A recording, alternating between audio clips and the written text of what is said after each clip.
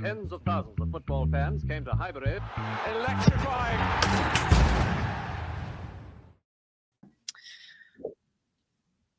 Yes, guys.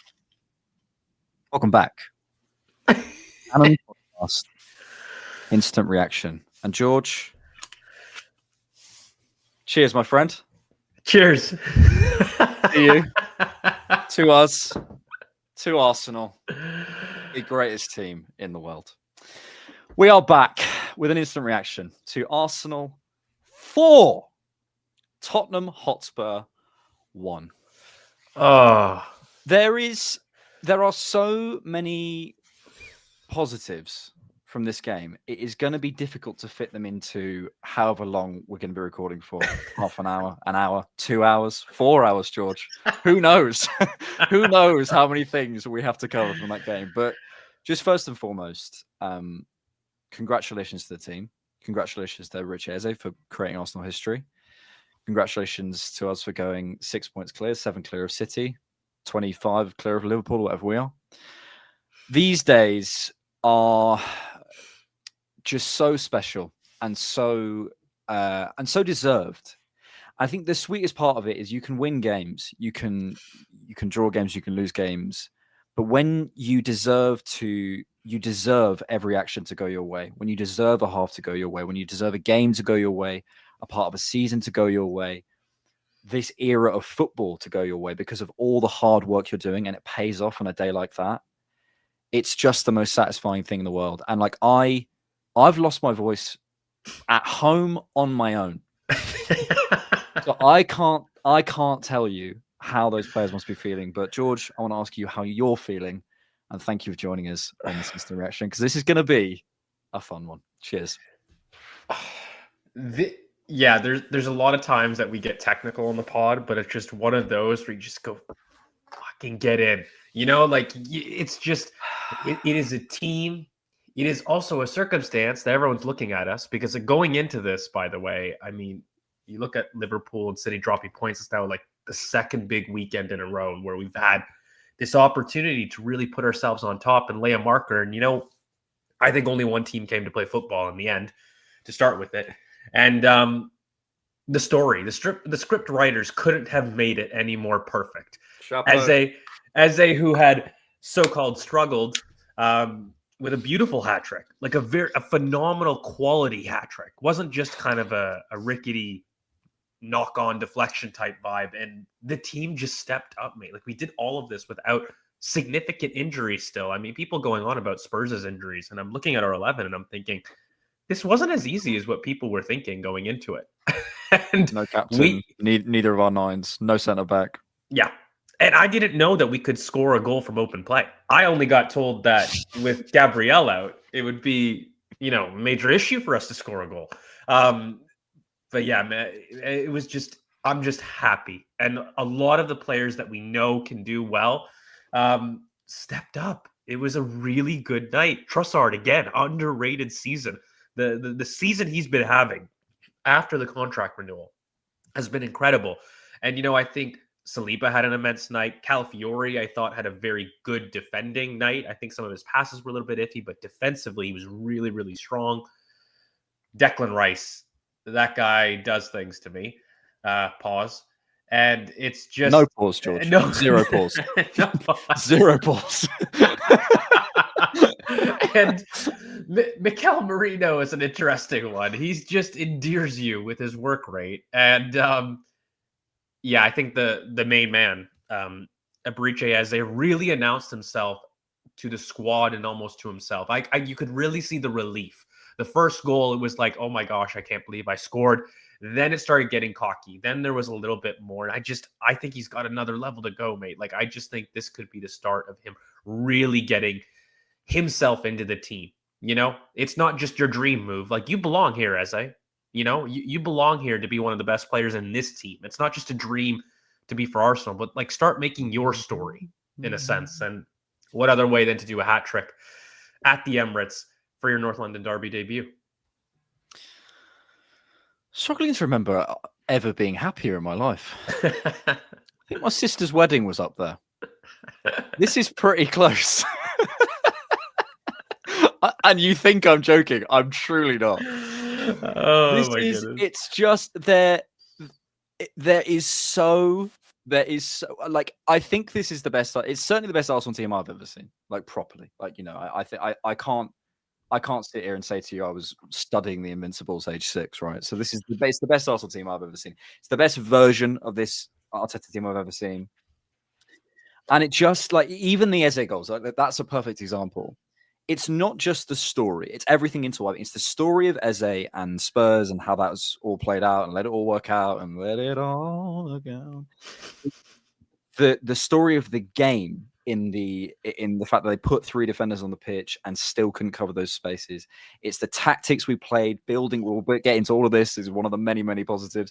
Building down the right hand side to create that central space, to create the central overloads, and have those players arriving late and pushing them back.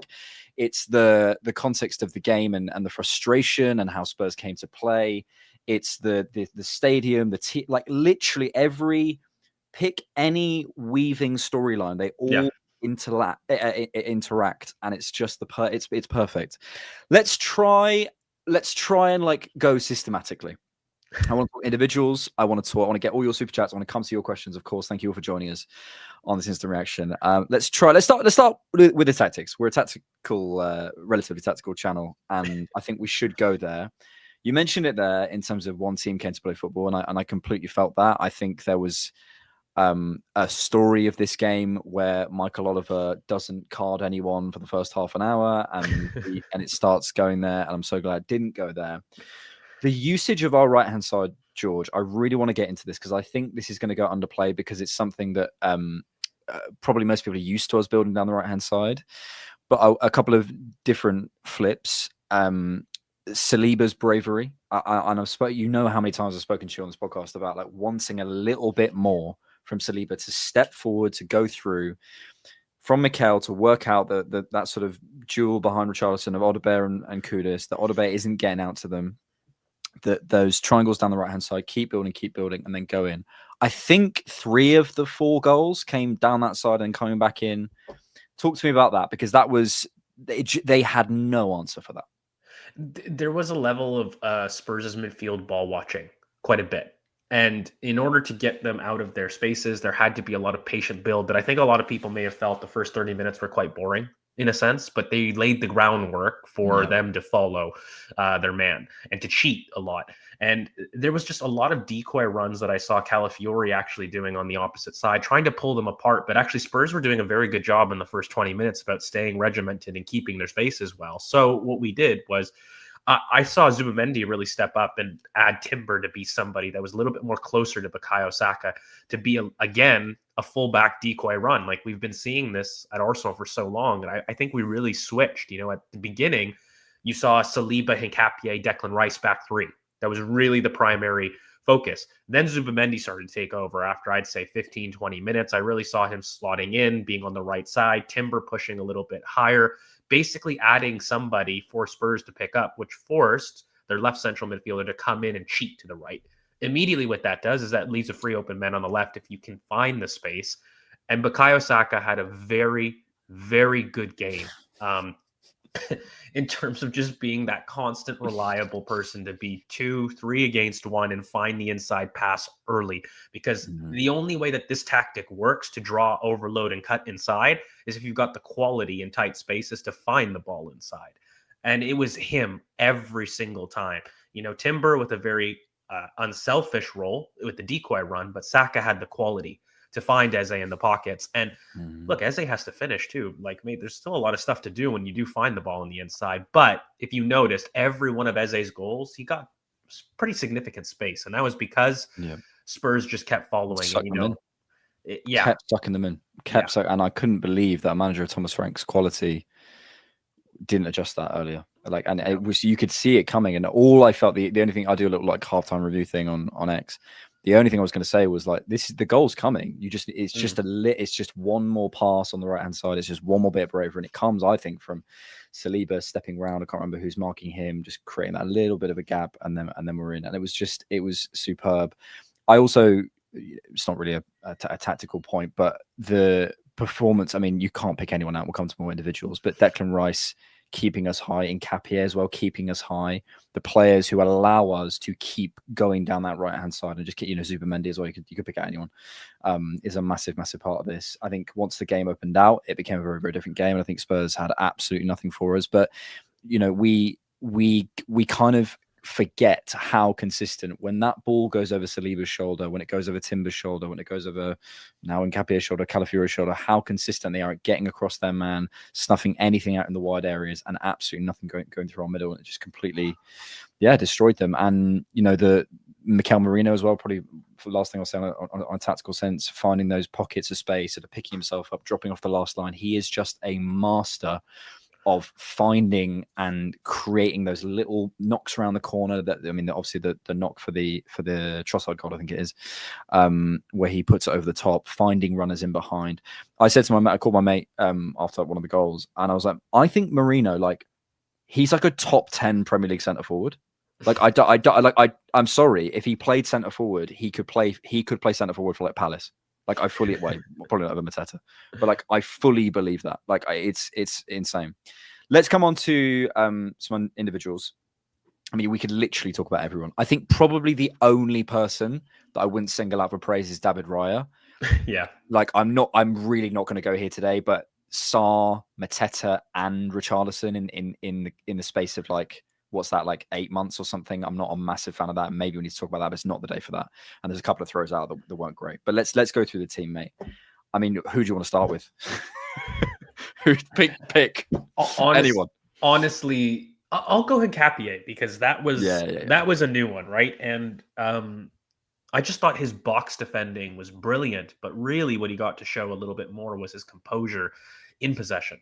And just being able to understand when Declan would drop and how he so naturally understood to go wide, and his movement and understanding about where to be, because that's not an easy position to drop in and really command.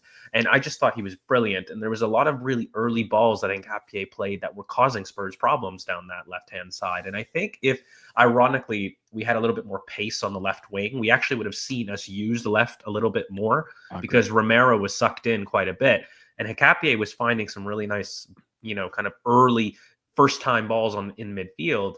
And there was just a little bit of us trying to recycle at that point. But then his defending was top. I think Nkapie was really, really good about keeping the intensity and knowing when to be composed, always providing an option. There was this almost fervent desire for Nkapie to support the man in possession.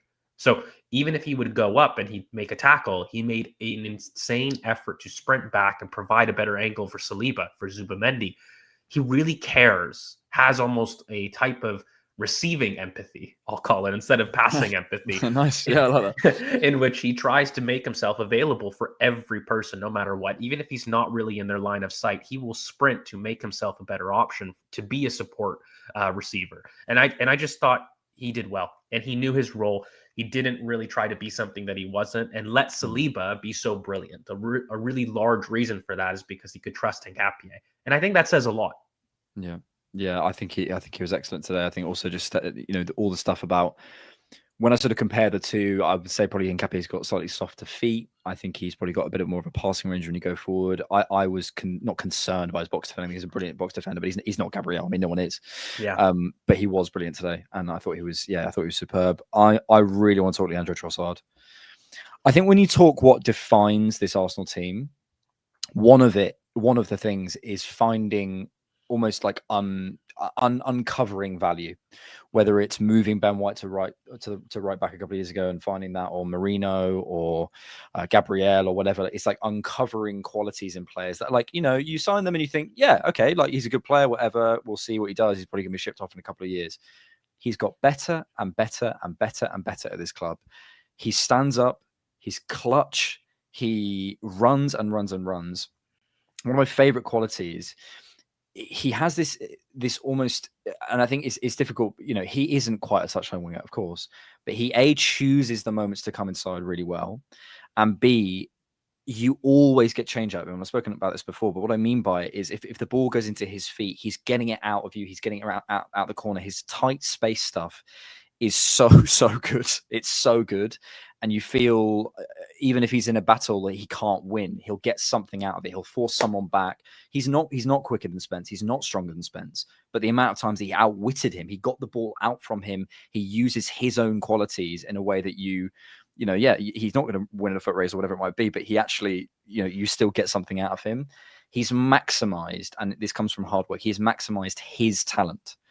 And Leandro Trossard is not, and I'm sure he'd say it himself, not the most talented player in the Arsenal squad, but he works and works and works at it and maximizes himself, his technique, receiving, his weight of pass.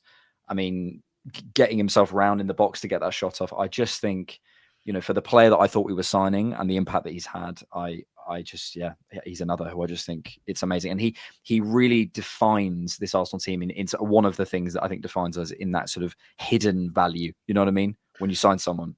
He's an incredible enabler of other players. And, he does also in some ways be a lot of times our protagonist down that side. I mean, the amount of times he tries a reverse slipped ball after cutting inside and that reverse ball into a Calafiore run or a Declan Rice run, he's willing to try things. The first time weak foot cross that he does, there are things that he does and he knows his role, and he's one of the few examples of just a senior player really stepping up.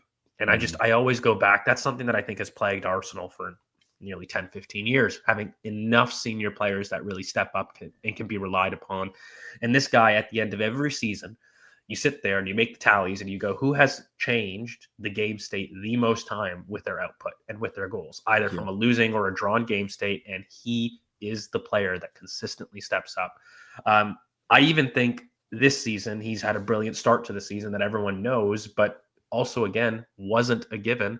I saw a lot of issues with the contract renewal, and I can't lie. Like, I think it wasn't a given for us that this I didn't love it. And I did not love it. Yeah. I didn't love it. Yeah. And I was sitting there saying, I don't know about this.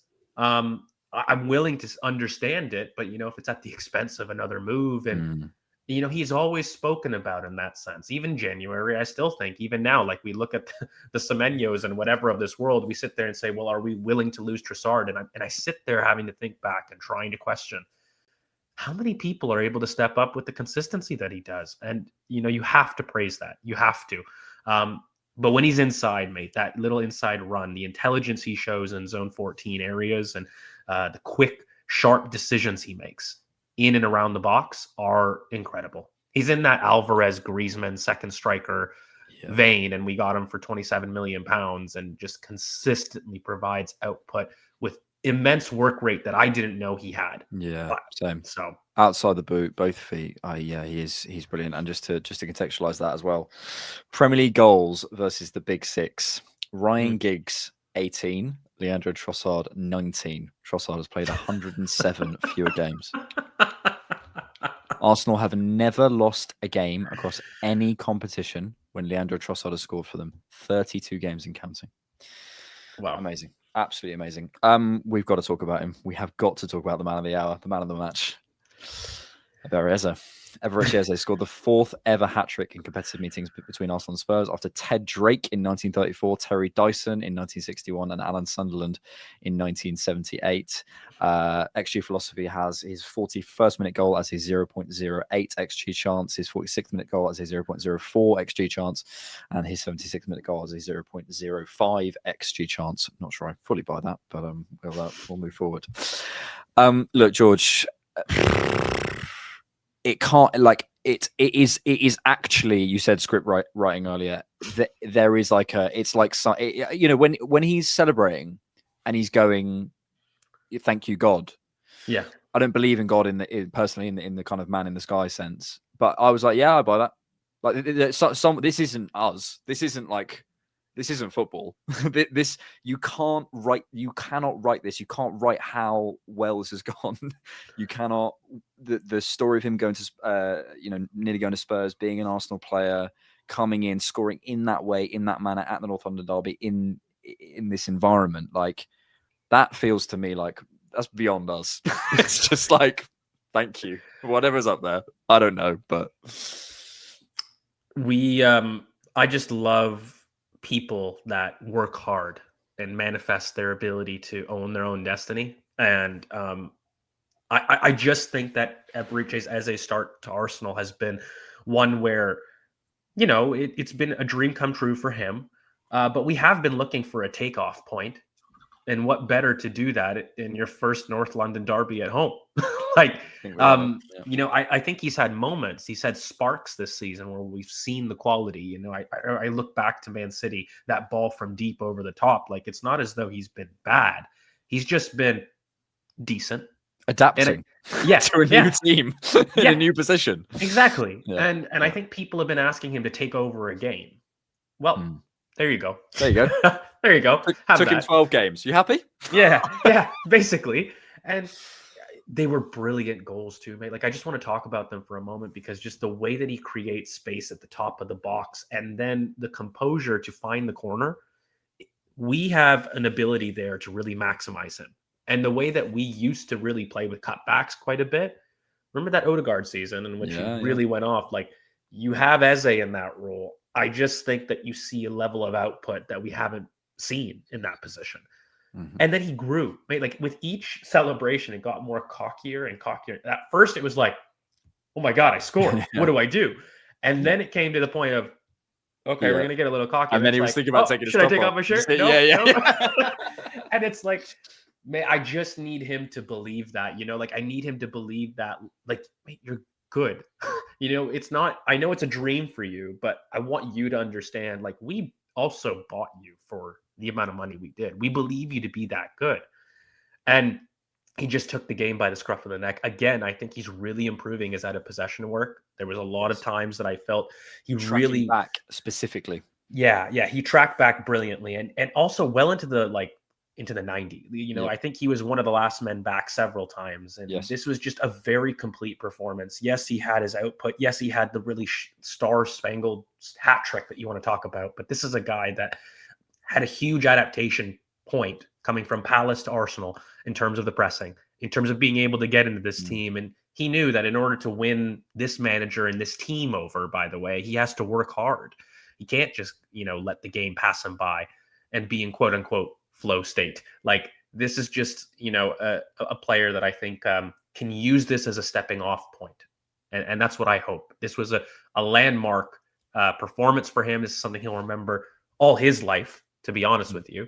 And you know what? Like, you do a hat trick in a North London derby, you go down in Arsenal history, at the very least, as cult hero status, period. But this is his first season.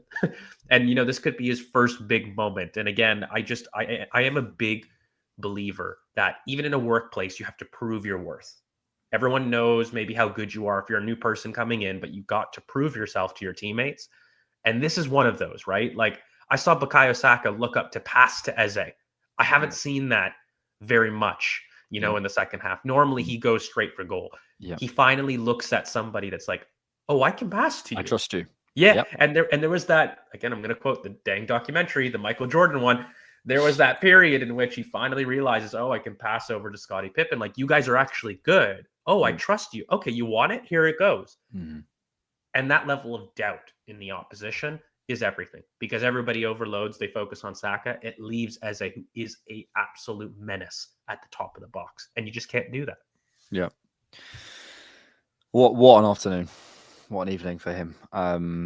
Yeah, just truly special. And yeah, that's going to live long in the memory. Yeah. Let's come to some of your super chats before we move on to some other things. Thank you, Flying Spadger Monster, for becoming a YouTube member. I appreciate that. And Crimson575 as well. It all worked out, said No Men 95. Thank you so much. Ivan Smith, what just happened? I love the idea, Ivan, that you are that guy with the peach top. I would love that if you are. My future kids will all be called Eberechi. Ebere, who? Ya Gunners Ya, says Pegasus Snoops. Thank you so much for your super chat. Who is Eze? Insert Danish laughter, says Joe the Bro. Eze was just asked about his almost move to Spurs. He said, let's not talk about that. I watched an interview with him with Akin Fenwa, and he's great, man. He's really cool. He seems really, and he I think he understands the importance of this and the value of this. And sometimes you you know, you don't want to pick on any certain players. I had someone in mind there, but I'm not going to say it. But they do something special for Arsenal, and you sort of get the sense they're like, yeah, that was good, but that was good for me. You know what I mean? It's like it's me, but he knows what this means for everyone else, and that's the love. Crimson, really wish I could have been at the ground to hold up a sign that says "Welcome back home, boys. We missed you." That interlude felt long. Yeah, man, we haven't even yet discussed it. We briefly mentioned it, but we did that 4-1 against Spurs. Yeah, no Gyökeres, no Jesus, no Havertz, no Odegaard, no Gabriel. I don't want to do this now, George, but like, who comes out of the team for those guys? Sorry, like, you know, there's some really, really difficult conversations to be had.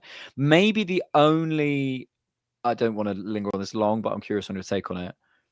I would love maybe after the third goal to be thinking about subs, like by about the 60th minute. I think they were touch late. But again, the problem with saying that is we don't know what the fitness states are. And ultimately the players are still running. So I don't know, obviously. My PTSD Arsenal fan face is, please get off the pitch. But yeah, thoughts on that? I did think that that it's a tough one. It is a tough one because I was like you. Do I look at subs, but also in such an emotional game that can literally turn on a head.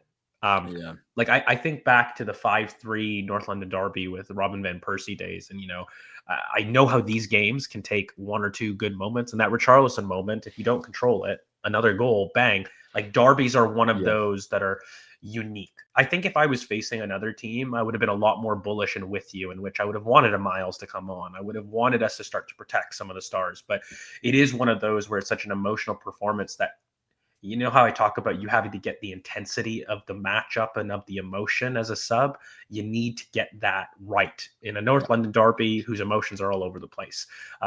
So it's difficult. I sympathize, basically. Yeah. I hear that. Richarlison scored in the 55th minute, and I suspect if that hadn't happened, we might have seen it sooner. Because you're right, there was this sort of, there was a period after that, wasn't there? Of like it wasn't Spurs really on top, but the game was a bit more end to end. Yeah. And then we started seeing substitutions at the, when was it? The 78th minute. Yeah, maybe it could have been a bit sooner, but also you don't know, do you? So we'll see. Thank you, Crimson, for your super chat. What a day! What a match! What a performance! Vamos. We should talk about that, George, as well. The Tifo. We got the Tifo right, George. We got a good Tifo. I have to say, I wish I'd been there. Credit to the club for the atmosphere they created. The Tifo looked great. The fireworks looked great. The music was great. Everyone was in their seats. The bags being held aloft. I don't want to say the best atmosphere I've seen at the Emirates because I was at the Real Madrid game and I have to say that was quite good. But yeah, it was really, really, really powerful. I felt coming to that game. But this is just another example of the club looking to do margins, isn't it? Like, I mean, last year we were all quite disappointed with the Tifo. There was a point of improvement there, and I mean, it was brilliant. I mean, I'm not somebody I feel like got good style, so I don't ever feel like I can evaluate things like Tifo and creatives and things. But the one thing is it builds connection, doesn't it? And, you know, you could see the energy from the players, but also the stadium. And that's the one thing. It's unfortunately being a fan overseas, you actually can really tell about the state of the stadium personally. Like, it does come across on screen, whether or not it's something the crowd's into. And you could tell it wasn't there, but you could tell through the screen, there was just an energy and electricity to it, and it really translated to the boys. I think like the first 20 minutes there was definitely a good amount of Arsenal snapping into challenges, trying to really take control of that turnover portion. Every time Spurs had it, there was a hunt of 2 or 3 people really dominated that first opening 10-15 of about trying to set the tempo at least.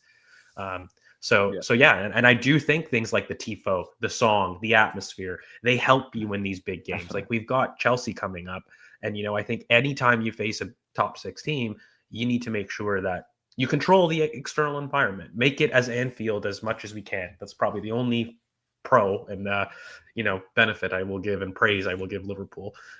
Their home atmosphere is nuts, and I think that I mean, not Anfield right now, but no.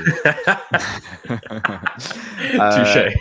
Alusho says that Tifo gave me hope for this game. Sad that we scored 4 set piece goals. Yeah, indeed. We should have scored one, shouldn't we? That Rice one, was it Saliba at the back post? There was one Rice puts in, and there's someone at the back post who probably should have scored one. There was one in the first half as well, I think. Timber was really close off a set That piece. was it, off the right side. Yeah. And he should have. He loves a little back of the head, doesn't he? Front post, like one of those. Yeah, he loves it. Gabriel's a bullet header. He loves one of those. Let it all work out. Come on, you Gunners. I love this game. Says never losing. Yeah, absolutely superb. Tottenham top spur. What's that? Like the timber roll of inverting near the box. What a player. Yeah, we did a little plug. We did a scouted on Zubimendi this week. And we spoke about sort of his impact on Timber and Calafiori. They are just absolutely electric. And I think Timber's taken a big step up this season. And it's going to take a little while. I did a podcast for Sky recently. It was a Chelsea fan, and he's kind of going, our Timber, like final third stuff. I was like, look, for the first 10, 12 games of a season, like I get it. You're not going to catch up because you're not watching the games. But by the end of the season, people will know what Timber can do in the final third. He just needs a couple of games like that where everyone's watching and everyone will start to go, oh, okay. And it just takes a bit of time. It's just a bit of a lag. We knew what Calafiori could do, but I think Timber, especially, again, his security in possession, his understanding of space. Like again, we go back to maybe as I said earlier, the sort of the one of the things that defines this Arsenal team is sort of hidden value. I think another thing is the rotations. There's so much, and because everyone can receive from so many angles, you actually notice it when someone can't. Someone like Marino, who actually does go into other areas, and you go, ooh. Which is, it's just one of his limitations. But Timber, Saka, Zubimendi, like when they're in full flow and they're just popping it around each other, you can't get near them, mate. You can't get near them. Timber also is one of those players that, like, he just is everywhere, mate. Like, he's just so relentless. Like, he gives me that just annoying player to play against. And not that he's nasty, he's just in your face all the time, and it's never dirty. It's just he's on you like a gnat. He is just constantly running, constantly moving, trying to create space for other people, for himself, and he's just full of energy. And I don't know how he does it post ACL. The only thing I will say is I think at the top of the box, when he's got a penchant now for receiving second balls off the first header. I think if he can just calm down and maybe not do the first time volley, like take a touch to get a better shot on target, but he's finding space in the box, whether it's through a second knock on, finding his space, even with runs, underlapping runs, like he's getting through on goal quite regularly. And I just think the more often he does it, the more comfy he'll be. And the less, oh, this is new kind of feeling he'll feel. And then once that kind of calms down, his technique will take care of the rest because he's a supremely technical footballer. So I think it'll work out. It'll all work out. He's so robust. Yeah, so robust. Monumental Eze, I had a feeling he was going to score today on top of a hat-trick. Honestly, the game cured my hangover from last night. Going to cure mine tomorrow, my friends. And Bayern Wednesday, Chelsea Sunday. Yeah, but man, we're going to be fine. It'll be Eze. We'll be fine. We really will be fine. I think Odegaard was quite close to this game. I think he might start against Bayern. I think the players are in quite good physical condition. I think it's great to see Madueke back. He looks sharp. Just coming straight off the bench. We'd love to see Martinelli. We still got Ben White on the bench. We didn't see Dauman. We only saw a tiny bit of Marzo Skelly. We've got a deep squad, man. Yeah. Big up, guys. Great channel. Refreshing to see content that actually tries to analyze the game and loves this club. Let it all work out. Thank you so much, Elsie. That's very kind of you. Boschku with Jon Snow as his profile picture. Don't forget to mention Declan once again. Sublime. Yeah, I think my phrase is consistency bias.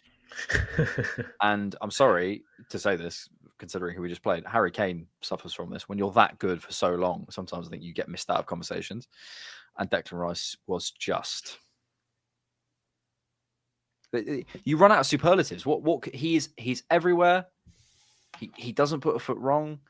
He gets across you. He pinged like 3 passes out to Saka and then one to Trossard as well. He has taken up a level of consistency with his passing this year. I don't think it was a range that he didn't show before, but there's been a bigger consistency. And it's just borne the numbers. I mean, he's got something like 60 more touches, and I keep saying it in podcasts, the best start to a season, really, that we've seen. as Arsenal fans, and it scares me because I know this guy gets better throughout the season. To have a start like this, he starts slow typically. Yeah, same as Eze. And those two are also, by the way, slowly striking up a partnership. They look to find each other. And that is a benefit, by the way, in my opinion, to having so many national team players together, that you constantly develop those relationships, both on and off the pitch kind of way. And I just think that Declan Rice, I won't waste too much more time than he was on a discount for £105 million. And he's the best midfielder of the Premier League. Yeah, it's not even close. It's incredible. AT Rod says that was a special night. Glad this was my first game at the Emirates. Come on, you Gunners. Well, congrats, man. Hope you enjoyed. You're still donating in dollars. Don't know how you've done that, but credit to you. Thank you so much for your super chat. Really kind. Let's look at what that does to the table. Arsenal are 6 points clear of Chelsea, who play next.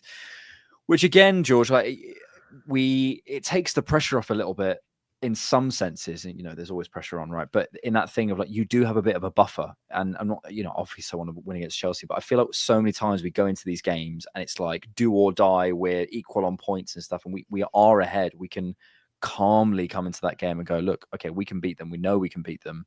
I feel confident to beat them, but also we've got a bit of breathing room.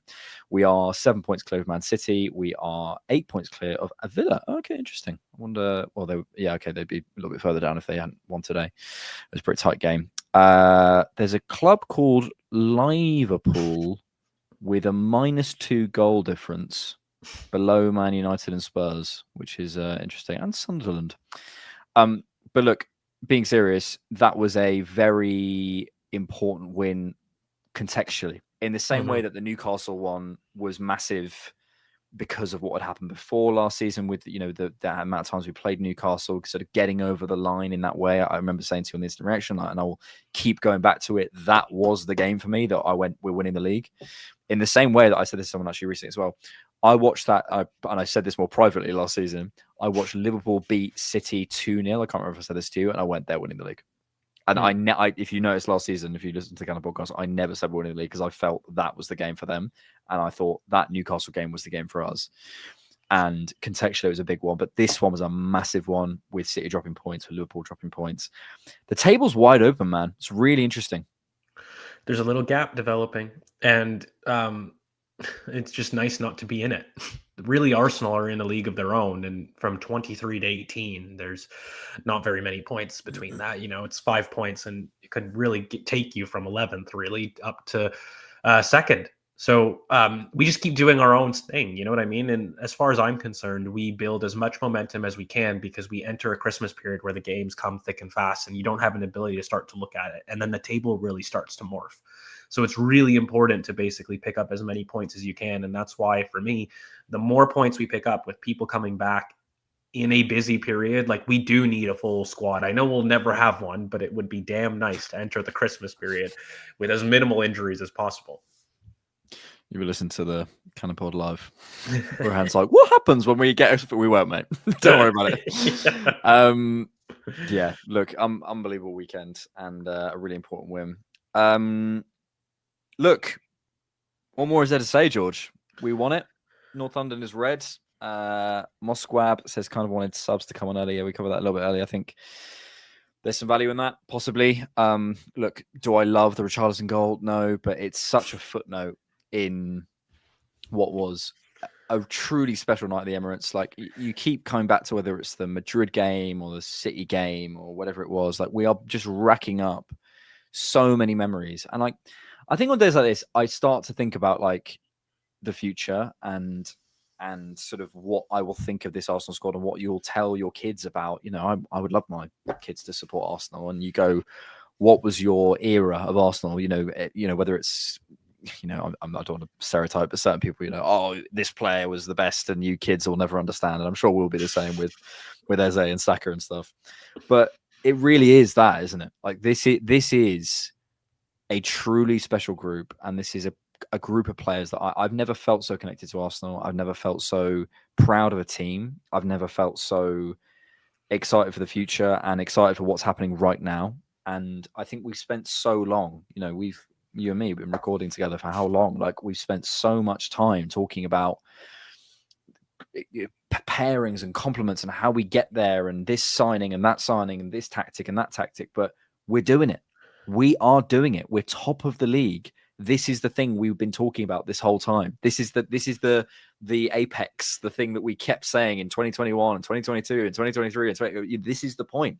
We got here, and I truly believe this is the year we win the league. I truly believe it. 100%. And like, this is what the good times feel like.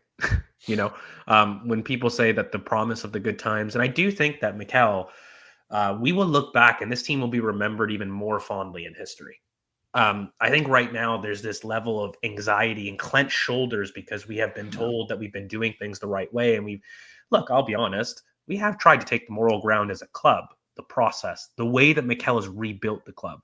There's been a lot of faith, a lot of excellent individual accomplishment from the manager, from the players, but there has been a lot of faith in the club.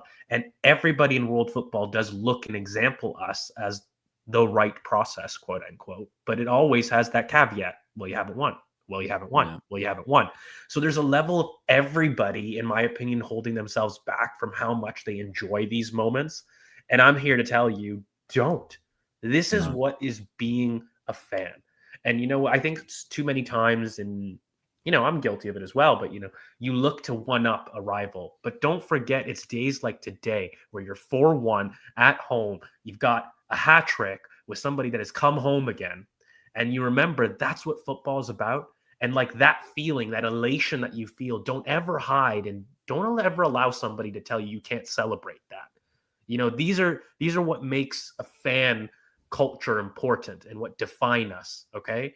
And yes, we can have conversations when things don't go right or they go wrong, but this is the day that you just buy into the emotion. You feel it.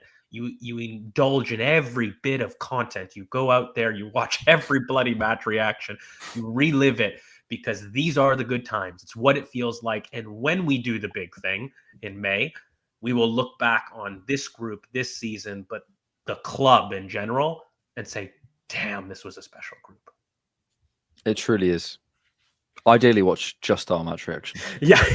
but I agree. Any content you can get your hands on, man.